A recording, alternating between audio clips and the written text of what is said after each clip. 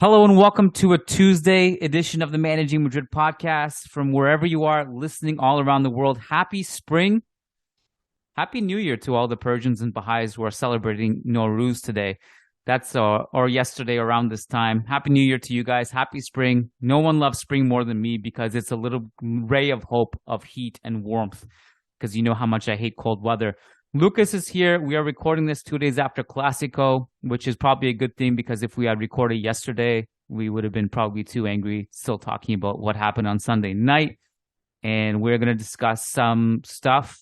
It seems like we've kind of already moved on to Spanish national team stuff. A lot of talk from Ceballos and Carvajal in the media. Ceballos just dropped a new interview with MARCA, which I haven't even really read yet. Lucas sent it to me before we started recording, so we'll probably go through that. And let me just welcome Lucas in here. Lucas, how you doing, man? Hey, Kiyan, I'm doing fine. Thanks for having me. So, Clásico, Sunday, blood was boiling? More disappointment than anger, at least for me. It was really disappointing to see this kind of performance again against Barcelona, and to see Barcelona having the edge against Madrid once again, third consecutive win for them. They again, I think, maybe dominating is a strong word, but they definitely got the upper hand during the entire course of the game. Obviously, at the end of the day, Real Madrid also have had a good chance of scoring the winning goal there in the end. But overall, I think it's safe to say and fair to say that Barcelona pretty much deserved to win this one. So it's once again disappointing to see Real Madrid kind of letting Barcelona walk away with this win, and taking this kind of moral victory after the game. And overall, at the end of the day, this will allow Real Madrid to focus entirely on the Champions League. Just forget about La Liga now, hopefully that's where Ancelotti goes with this one. But yeah, more frustration than anger. I kind of feel a bit of both, and I don't know, don't get me started on the moral victory stuff. It'll make me really upset.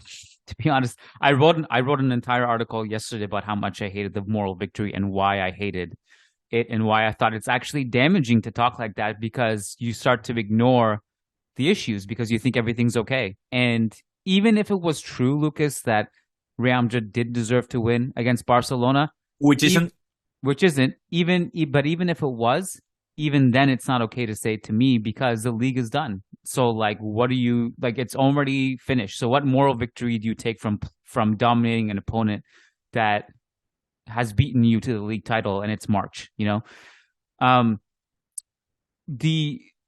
here's where my the disappointment, anger thing and why I feel both is that I firmly believe that this Real Madrid team is really good.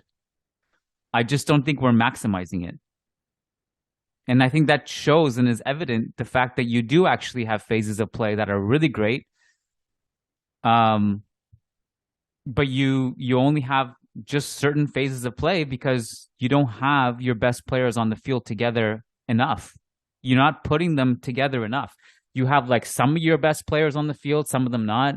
And then some of the great ones come off and some of the great ones come in. And you don't actually have them all playing together. I thought it was really unfortunate that Camavinga didn't continue to finish the game with the rest of the bench mob that came in. I think he would have helped even increase our chances of winning. And this is when Carlos says we took risks and it didn't pay off. Those weren't risks; those were just bad decisions, in my opinion. If you had Camavinga with Tchouaméni on the field together, maybe you could have prevented the second goal because Tchouaméni would have played a little bit deeper and you didn't have to send all these bodies forward. And so I mentioned, I've already recorded a podcast with Diego earlier today, and I mentioned to him that because he asked me, do you feel good about the third Clásico? And I said, not really, because I don't have faith in our ability to change and learn. Yep. So that's how I genuinely feel. Yeah, I agree. I agree with you. I think Ancelotti's policy with the veterans has been hurting Real Madrid all season long. I think the fact that Ancelotti keeps trying to use Kroos and Modric together against Barcelona after what happened in the Spanish Super Cup, after what happened in the first leg of the Copa del Rey, is baffling to me. Yeah, they worked against Liverpool, but this Liverpool team was severely outmatched in the midfield. I think, as you mentioned last week, this was possibly one of the worst midfield lines you would have to encounter in the Champions League knockout stage. So, yeah, Kroos and Modric played well against them, but sample size was already too big for me to keep playing Kroos and Modric together against Barcelona after what happened in the Super Cup and also in the first leg of the semifinals.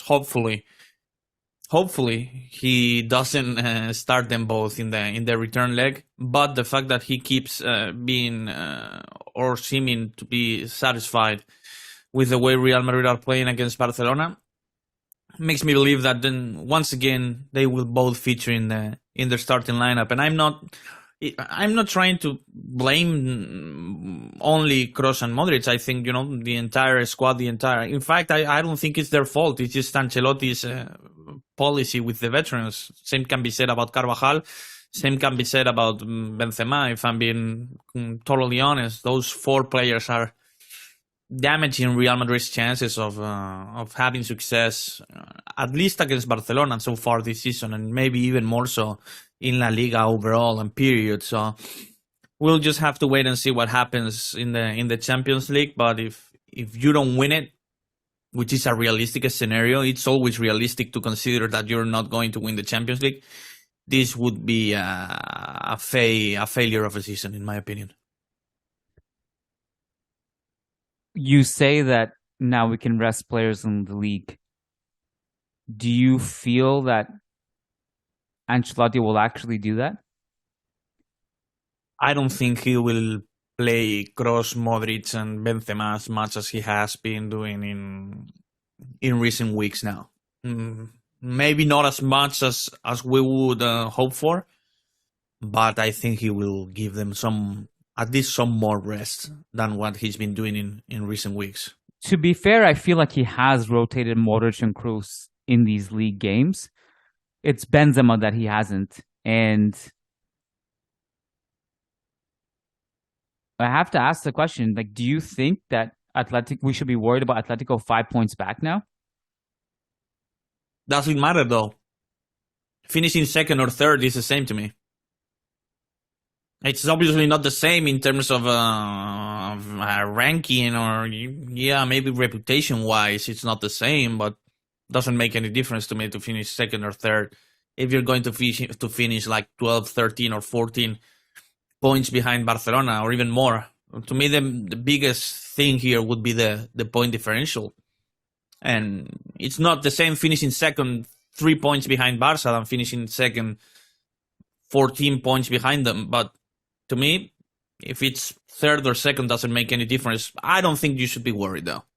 I think for 5 points, I don't know. I mean, I don't think Atletico are that reliable, even though they will be able to rest most of their players on a weekly basis because, their schedule will not be as tight and as busy as Madrid's. But I don't think we should be worried if you care about this situation. But personally, I just don't care about it. I guess it would have been a bigger question before the rule change where because before I think it was only the top two that automatically qualified for the Champions League. No, top three, I think. Well, I'm not sure about many years ago, but it's been like this for a while, I think. It was top three and then the fourth place has to qualify? Yeah, I think so. Go into it, yeah. Yeah. Either way, I suppose from that sense it doesn't matter. You're right.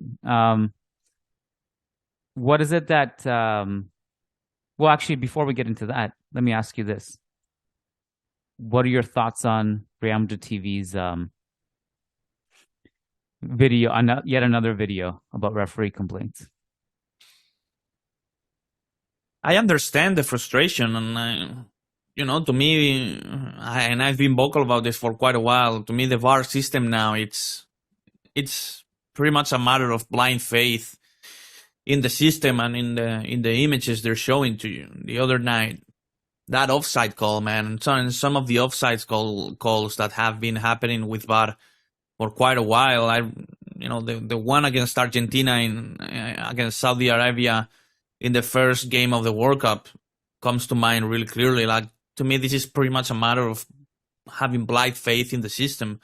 But Asensio was offside. Like, that was the right call. It depends on the frame you choose. In that sense, Real Madrid TV is. I think the second frame, man, it's really close. I think the second frame is like a matter of like millimeters, and a matter of having blind faith in the one drawing these lines with this 3D software and all that. The first frame and the frame chosen. And the frame actually chosen by the VAR system, yeah, you can clearly see that he's offside, but you can argue that he's not yet hitting the ball in that frame they chose. And it's a matter of frame here. The second frame, when you can actually see the ball starting to move. If that's the frame they chose, I think it's way closer. But ultimately, I think there are reasons for Madrid to be frustrated about it, but the fact that this is becoming tiring, and in my opinion, the fact that you're still complaining about the referees and still taking these moral victories, the way Barcelona were doing many years ago when Real Madrid seemed to have the upper hand against them. On one hand, I understand the frustration because the VAR system isn't working the way it should, and it's happened to Real Madrid in a few games this season already. Like, I understand their frustration. I understand why Ancelotti should be frustrated with the call against Asensio in that particular handball, remember, months ago. So on one hand, I understand that frustration, and on the other hand, it's becoming tiring and ridiculous that Real Madrid seem to be complaining day after day, on a daily basis, on a weekly basis, about the referees without focusing on what's going on the field, which is the main issue. You wouldn't be needing these calls to be going for you if you were performing at a high level on a consistent basis. So fix your stuff on the field, and then worry about what's going on in the referee side of things if the first at least is working for you. Yeah, I hate it, man. Like, I really don't. I don't like that. That's what we're. I've always tried to take pride in, like, a lot of this. When the fact that Zidane really didn't talk about referees and kept the words minimal and just tried to improve. I hate the fact that Carlo came out and talked about moral victories, and I hate that the club has put out these videos. Just start focusing on the problems and stop ignoring, stop trying to distract. Sorry, Kiyan, for interrupting. The thing about this that's frustrating for me is that you lose some validation, and you lose the point a little bit. If you're complaining about this is really controversial 50-50 calls, like, they were so obvious and so clear, once they make a really big and obvious and huge mistake, the complaint will be the same. So you're losing some kind of validation, and some kind of your point goes the opposite way right now, because when you're actually hurt by these decisions, by these clear mistakes, the complaints will be the same. Well, so nobody will pay attention to you. Like, for me, when Mourinho complained about the referees, it made sense because sometimes it was so obvious. Some of these calls happening back in the day were so obvious that, it was right for Mourinho to complain and to single and to point out to these clear and big mistakes. But right now, these are 50-50 calls, man. I understand the frustration, obviously, because it seems that all the 50-50 calls are going against you. But what will you do when it's a clear and obvious and huge mistake? What's going to be the next step then? Yeah, I mean, it's like, it's not even like about that for me. It's like, yeah, I just don't think it's a good look. It's not good for our reputation. It's not what I think the club's values should be about. And I think we just need to focus on football and improving. And we have a lot to improve on. And that's what the focus needs to be. So this Ceballos interview, I've skimmed it so far. I'm curious to know what your takeaways were. I thought it was interesting that apparently De La Fuente basically locked Ceballos and Gavi into a room and said, talk about this. What stood out for you? Well, to me, the most important points and the stuff I focused on was the paragraphs and the questions where he actually talks about his future. You know, he actually says that he hasn't talked to Real Madrid about this contract extension throughout the entire season. Like, at least he's saying that there are no negotiations ongoing. Which is strange because he's able and free to negotiate with other teams. You would have to at least wonder and assume that Real Madrid would at least, again, contact Ceballos' agent, see what his mindset about these negotiations and about this potential contract extension is. But Ceballos is saying that, you know, he hasn't talked with Real Madrid about this extension throughout the entire season. He also says that he had some contacts and some calls with other teams, starting last January, which is when he's able to negotiate with other clubs. But you know, ultimately, I don't think he's so sure about signing this extension. From what I interpret from his answers, and he's saying that he wants to earn this contract extension. That he wants to. What does he say? Let me try to pull this real quick. Oh, he says, I want a contract extension if I deserve it. I want a contract extension to be happy and play, not like I was or not like it happened for the last few years. If that doesn't happen, then thank you very much and I will continue my own path. So, you know, he's kind of demanding a better role than what he had in recent years, which is obviously entirely reasonable because he was pretty much warming the bench every single week and every single game. So, you know, he's kind of having not second thoughts, I wouldn't say, but he's not so sure about signing this extension. He wants, to me at least, he wants to see what happens with his role by the end of the season and all that. Ultimately, it's true that he also, you know, acknowledge the fact that during those first few years in Madrid, he had to accept that role as a reserve because, you know, Modric, Kroos, and Casemiro were pretty much at their peak. So he also acknowledges that, you know, people on the street tell him that you were so patient until this started to work now, so don't leave now. You know, he's appreciating the fact that the fans are showing him the appreciation and the love he probably deserves. But at the end of the day, I think that it's interesting to see that, you know, he's saying that he wants a better role than what he had over the last few years, and again, rightfully so, in my opinion. Yeah, which is, I think it's completely reasonable from him, and I think what he says here in this interview doesn't really conflict with the reports that he has been offered an extension. Mm-hmm. But ultimately, when he says, you know, we haven't spoken, it just means I think the ball is in his court and he has to make his mind up, and he hasn't. So why would there be negotiations? I think the offer is probably there, and then he just hasn't decided yet. And if I had to guess, obviously this is just a hunch and not a report, but he's probably just waiting to see what happens with Kroos and Modric. Mm-hmm. And from there, he has to decide. And then from there, he has to see, will Bellingham arrive?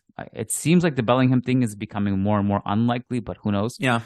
So he has to look at all that. And I think there's another variable here is that, and this one is going to be really hard for him. It's obviously completely out of his control, and he has to probably wait a while for this one. But who's the coach next season? Because that's a big one. You could be lucky and have a coach that totally loves you, or a coach that completely doesn't. You know, for example, like Lopetegui and Zidane. You know, Lopetegui and whoever, like De La Fuentes or whoever. Like, it totally depends. You know, what your fate is really reliant on the manager in some respect too. So that's another variable for him. I will say him being back with the Spanish national team, I think actually increases his chances of his value going up because and now he's playing at the national team level too, and probably playing in a team that will likely get the best out of him, especially De La Fuentes. And also, I think it increases his chances of being somewhat satisfied and happy with his current role. You know, at least the role he has in Madrid now, which is not ideal in my opinion. I think he deserves to play more. These minutes at least are getting him to the Spanish national team, right? Like he has to assume that if he keeps having this role, which again is probably not ideal and he deserves to play more, at least if he keeps the same role, it seems safe to assume for him that he has a good shot of making the Spanish national team, and that should give him some kind of reassurance on the role he currently has. Yeah. So the whole Gavi thing, I mean, I don't know if we've really talked about that. Did you have any further thoughts on that? I mean, other than, what Carvajal said yesterday, which is basically it's Clásico, there's tension, that's it. And then when we get to Spain, it's all gone.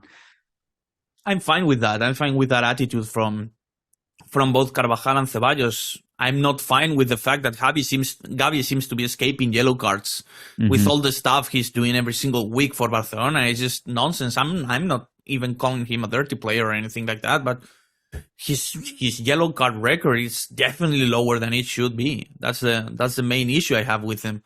The other night, I think he should have been booked for some of the stuff he was doing, and once again he escaped a yellow card while other Real Madrid midfielders were not given such a luxury. So this is just the problem I have. I don't have a problem with Carvajal and Ceballos kind of solving their issues with Gavi now that they have to be teammates in the Spanish national team. And main worries is that even though we get to see Gavi, the stuff Gavi does on a Barcelona shirt on every single replay, he seems to have at least a very good reputation among the referees. This is the main problem I have with the Gavi stuff.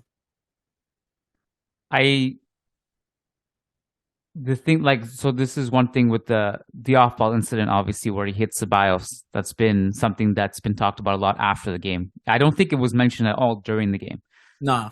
Or even we didn't even see a replay of it or knew that it really happened unless you were in the stadium. But if you're watching on TV, you had no idea it happened until after the fact. Yeah. I've seen a lot of people saying like he was retaliating for a hit on Lewandowski, which to me, the Lewandowski challenge was nothing. Like it's just a 50-50 ball and it's just two players. I think Lewandowski probably overreacted, although his foot was bloody after the fact.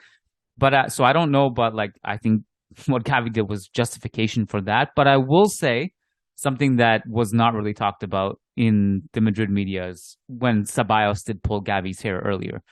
And I think it's like, I think that for that aspect, I think we have to mention that as well, like in terms of what's going on with those two. He did mention in his interview today that Ceballos and Gavi are like they grew up like 10 kilometers away from each other, which I did not know. I don't know what their relationship was or if it existed at all before these Clásicos, but whatever. They seem to have hashed it out. This Gavi guy is gonna hurt someone real bad. He's either gonna hurt himself or somebody else really bad by the time his career is over. I guarantee it. I don't think it's a matter of him being dirty and trying to get people injured. I don't think it's that way for him, but he's definitely intense and trying to foul opponents more often than other football players, and that's my issue. Yeah, but look, like that hit on Gavi on Ceballos was. I don't think he went and tried to kill him, obviously, but for sure, like that had nothing to do with the ball. It had nothing to do with football. Oh, sure. That was just going him for him. That's it. And he has a lot of those this season. Oh, yeah. But anyways, that's for the Barca blogger on this podcast, not us. Yeah, so international break. I assume it's going to be pretty slow, Lucas. So These interviews are good. Pepper in some interviews to give us some talking points. We'll do mailbag on Thursday this week. I'm not sure because I'm leaving to Portugal tomorrow to watch the MotoGP race in the south of Portugal, in Portimao. So I might take a few days off, at least until next Tuesday, I think. Okay. So maybe either have the mailbag next Tuesday, or you can host it with whoever you see fit. We might do both. Maybe we'll do a mailbag on Tuesday, but we'll probably do one this week too. I'm also going to do a live call for our patrons, I think, at some point. So. Because we do one weekly Zoom call for our patrons over on patreon.com/Managing Madrid. We'll do that plus a mailbag this week. If you want access to those, make sure you go do that. Lots of content on the website, post-Clásico related editorials, analysis, and whatnot. Please go check that out. Lucas, this was fun. Enjoy Portugal. Have a blast. We'll try. And we'll catch you next week, buddy. Take care. Thank you, Kiyan. Thanks for listening, guys. And before we wrap it up here and send you along on your way, we wanted to give a quick shout out to our patrons over on patreon.com/Managing Madrid who do so much to support the show. Thank you guys for being on this journey with us and being a part of this ever-growing Real Madrid family. If you pledge $10 or more, not only do you get access to every single bonus content we do, and not only do you get guaranteed responses to your questions, but you also get a specific shout out on the podcast. So shout out to these $10 plus patrons as follows: Brandon Alvarez, Willie Reed, Will Sousa, Way Paring, Wamik Jamal, Tobias Royal Botcher, Taleb Salhab, Tahmid Kalam, Sushank Damala, Sujai Wani, Sumanchu Singh, Sheikh Hatiri, Shamil, Shabaz Sharapov, Sergio Arispe, Santos Solorzano, Samuli Justin, Samer Z, Said Mahad, Sai Mohan, Sasi Kumar, Saad Omar, Rodrigo Balmaceda, Rishi D, Phoenix, Peter Powell, Paulo Fierro, Patrick Diafati, Oscar Barrera, Nico Laxo, Nicholas Moeller, Nick Ribeiro, and then we got Nelson Mazariego, Mowgli, MJ Diego, Michael Zinberg, Marin Myrtle, Matthew Atkins, Martin Ridman, Magnus Lext, Logan Stahl, Leon Stavronakis, Kunal Tilakar, Crystal Glass, Kevin Rivera, Jose Cruz, John Fernandez, Jason Fitz, Ian Marley, Graham Gerard, Gary Kohut, Frederick Rantakiro, Frederick Sundros, S.A. Davisito, Eloy Enriquez, Edward Sossman, Daniel Williams, Connor McMorrow, Con P, Christian Toff, Christian Acosta, Charles Williams, Brendan Powers, Brandon Stevens, Ashik Bashar, Arnab Mukherjee, Armin Kashi, Armando L, Anirudh Singh, Andres Silvestre, Ananya Kumar, Alex Steiberg, Alex Rose, Azaz Hussein, Adrian Rios, Adar Zalukovic, Adam Dorsey, Bella Chow, Ramtin Maghrur, Manaf Al-Haddad, Fabian Moreno, and Daniel Smith. We love you guys so much. Thank you, and Hala Madrid.